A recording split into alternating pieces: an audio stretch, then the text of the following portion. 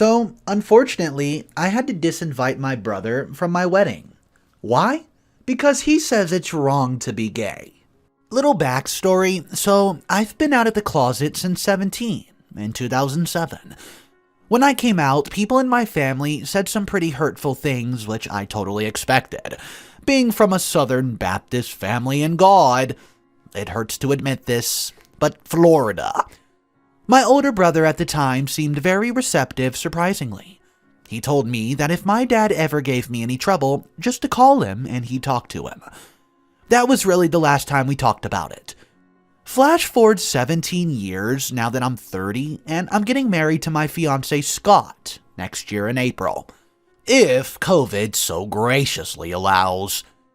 I started putting a package together of fun things from my brother and I's childhood, all with the intention of asking him to be my best man. However, he called me 2 weeks ago, claiming he wanted to, quote, talk to me about this for a long time. He went into the long tangent about how being gay is wrong and isn't what God wants. He said he thinks Scott's a nice guy and he does love me, but he doesn't think it's right that we're getting married. It was quite a shock, as Scott and I stayed with him multiple times when we visit my hometown. To top it off, and what perhaps hurts the most, he said my 3-year-old niece, whom we adore, won't be coming to the wedding because he did not, quote, want to have to explain to her what was going on here. Notice, he only said that she wasn't coming to the wedding. I think he fully expected to still be invited after this. His wife, whom he started dating when I was 12, feels the same way, apparently. My whole dad's side of the family feels the same that we do, but I've already written them off mostly in my mind. My mother is beyond mad and upset at them. I think what upsets the most is a sense of betrayal. They were my safe spot in my family, and I felt like because they're close to my age and younger and went to college, they would understand and it would not be a big deal to them. I almost feel a bit embarrassed because Scott comes from a wonderful Italian Catholic family and they've never been anything less than loving and supportive. I told them that, on what is supposed to be one of the happiest days of my life, if they or anyone else is sitting in the audience and in the back of their mind thinking that what we're doing is wrong or not right, they should get up and just go home. I know my brother and family love me, but it feels up to a point conditional and limited. I told them they learned being gay is wrong. They weren't born thinking that. So they can unlearn it if they were willing, but I don't think that's gonna happen. So maybe drop me some advice what you would do. So I found a comment that had a similar experience in his life. Here's what it says. Well, I grew up like this, and my parents were bound and determined that my brother and sister would not come to my wedding. They did not want them to, quote, become gay when they grow up. And any exposure to gay people might confuse the kids or make them think it's okay. To these people, marriage isn't about two adults who love each other and want to join their lives. It's about mommy and daddy having babies with God's blessing. So guys, what do you think of that similar situation story? Let me know your thoughts down below. Go ahead and drop them, and we're going to turn our attention now to story number 2. A woman accidentally tells her whole family her aunt used to be a stripper. I'm 25 and have always been really close to my cousin. He had a hard time growing up because his parents had some financial difficulties. He never went to bed hungry, but they didn't have much money for luxuries. My uncle met his wife in a strip club where she was dancing. No one in my family knows this, but she left the work when she got married. They have a business which my cousin D works for. That struggled for years, but was one of the businesses that became vital during the pandemic. So things really turned around for them and they were making bank. This means that a few months back, my cousin could have an amazing wedding and a 2-month-long worldwide honeymoon.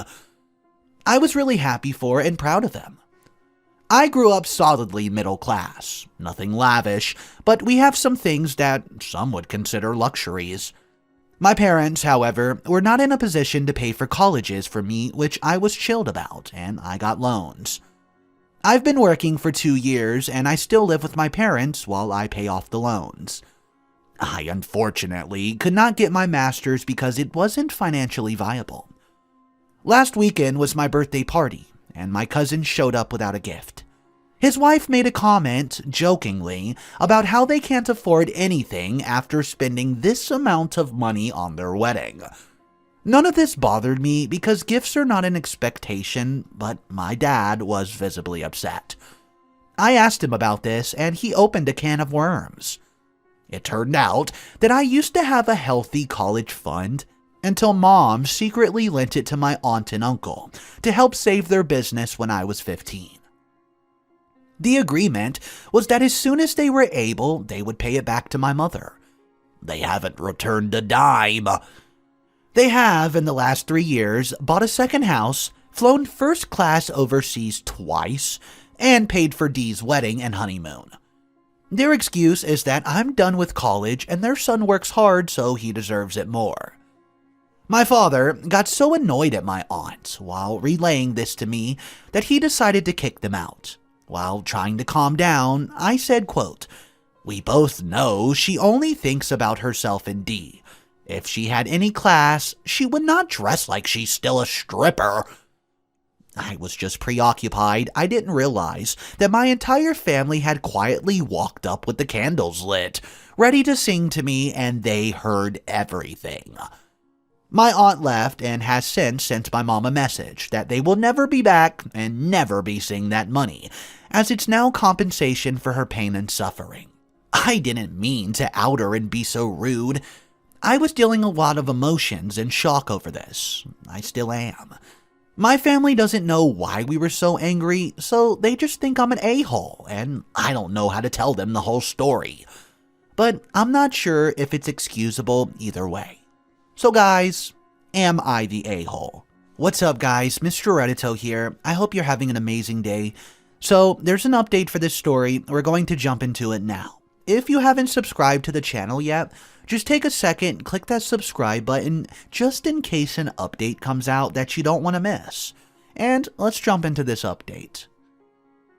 My cousin asked me to meet him alone this morning. It turned out he knew nothing about it at all. His mom has been keeping it quiet. He took this week to consult with a lawyer to figure out how much they owe. He has also recently uncovered 2 things.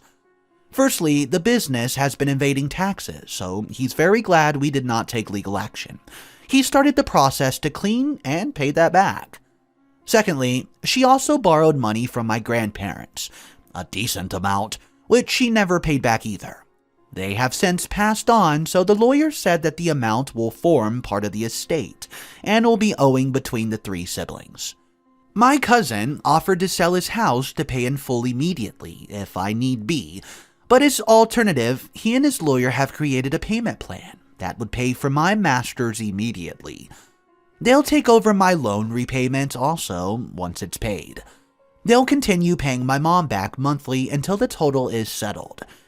We will obviously be going with the plan where he doesn't lose his home.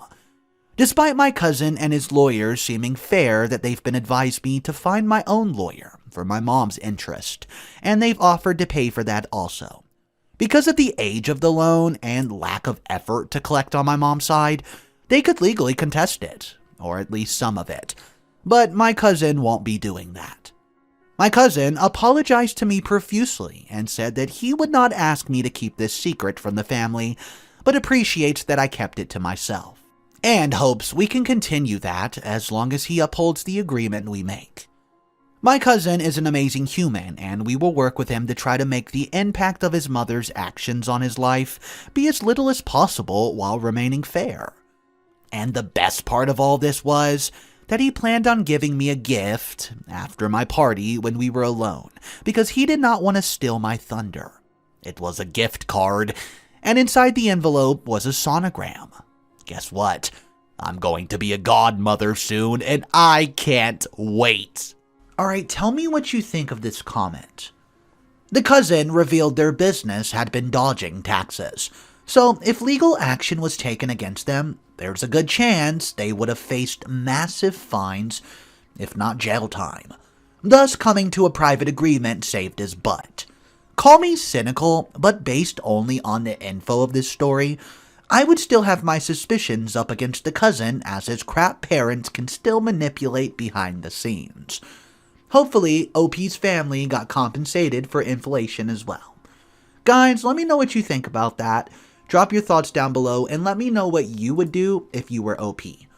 There's still one more story left in today's video, and the title of that is, Am I the a-hole for not switching places with my friend and ruining her life? Trigger warning, this does involve a car accident, so let's get right into it. A friend of mine, Dea, asked me if I wanted to come with her on some errands and see her new car. I said yes because I had some things to get done and my car was being checked over. While we were out, Dea ended up hitting another car while turning left. We were both shaken, but mostly fine. Yet, when I started to call the police, Dea started freaking out even more. She started begging me not to call the cops and just to go talk to the other driver. Well, I didn't feel comfortable not calling them, so I went ahead and called.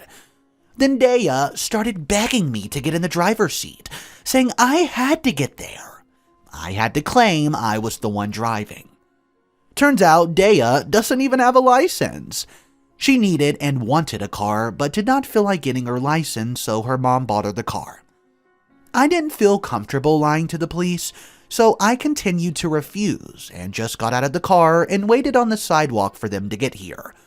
Well, Dea got arrested for driving without a license, insurance, or registration for her car, and just told me today she's been found at fault for the accident.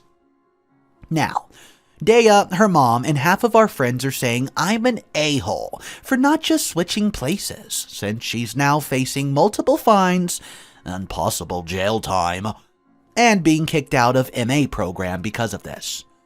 I tried to explain that I didn't feel comfortable lying to the police, but she just kept calling me a privileged jerk and wishing horrible things would happen to me. So, am I the a-hole for not switching places with her? Oh yeah, and a quick little edit. Several people here said I should include this. I'm sorry I didn't do it originally. This was much more serious than a fender bender. This was my response to someone else. She took the entire front of the car off. We were at the intersection and she was in a left turn lane with a yellow light, and she just did not look before she went. The other gentleman was coming the opposite way going straight, and let me tell ya, both cars are totaled. The gentleman was not unconscious as I originally thought, but he did hit his head on the steering wheel and he had to be taken to the hospital. He did eventually get out of his car with help, and that's when I believe I should have talked to him. Dea and I were mostly alright, just some bumps and bruises. There's 2 comments I want to read about this, and let's see which one you agree with more. Not the a-hole, you could get into financial and legal trouble, insurance fraud for lying. You did the right thing, she's just mad because she brought all this on herself. I have to agree with that. Here's comment number 2. Dea is not a friend. Her request to switch seats would have landed OP in an unnecessary legal and financial trouble. Everything she did that day is contrary to what a friend is supposed to do. Did she even ask OP if you were okay after the accident? I would cut her out of my life and block anyone trying to blame you for not taking the fall. Alright, so that comment I agree with too. It's a little more extreme though because it involves blocking the friend completely from her life. Do you guys think that the actions of Dea justify her getting completely cut from OP's life? Let me know about that, drop it down below, and I want to thank you for watching this video. I hope each and every one of you have an amazing day, and just remember, it's cool to be kind.